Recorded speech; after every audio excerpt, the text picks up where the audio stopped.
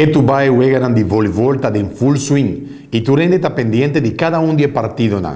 Nós decidimos conversar que presidente de lo qual está voleibol aqui está Feveco, Mener Eric Eugenia. Então ela conta-nos como está indo cultura e juegan e dieran aqui. Atualmente nós estamos chegando à fase final do nosso campeonato grande. Esse item será com Chaluna e estava tem primeira de final de A classe feminino.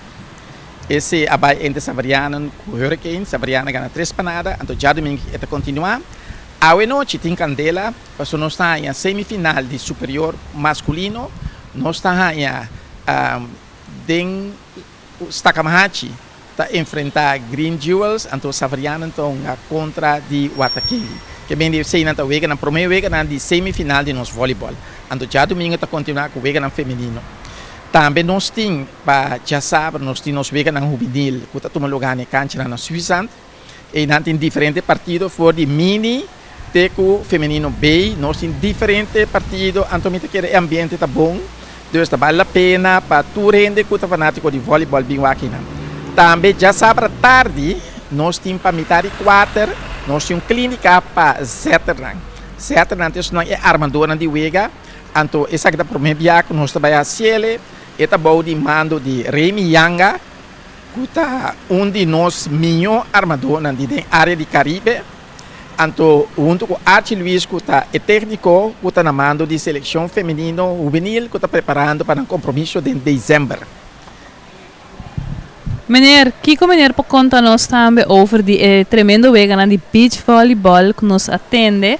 Pajarito avisa-nos que costa baiando hopi bom para correr em vega de beach volleyball. Bom, o que me pode visitar que semana passada tem o vega na Continental Cup. O vega na classificatório para o vega olímpico na Brasil. Então, nós a terminar de 3 lugares, esse item será que nós vai para a seguinte volta. Que vem de se conseguir bom, nós queremos que nós portem possível candidato para o vega olímpico na Brasil. Pero a competência vai dura para o que nós temos é outro grupo de ICVA é outra área de Caribe, então já não nós temos que estão de Centro-América, então já espécie para topa estão de país mais duro para classificar. Mas como nem pero costa vai hopi bom, me está mais contente que sei. Então me que agradecer a dona também para o esforço que nós. Também nós temos em julho, não olvidar que nós temos o campeonato de caçova infantil feminino aqui na Corsol.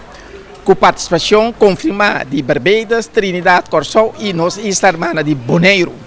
Está muito interessante, então me quer que é de luna de vacância, então me quer nós lo ganha, nós lo pedi, muito muito na maior na bingo muito na de vacância para bem apoiar nós muito aqui na Corsol.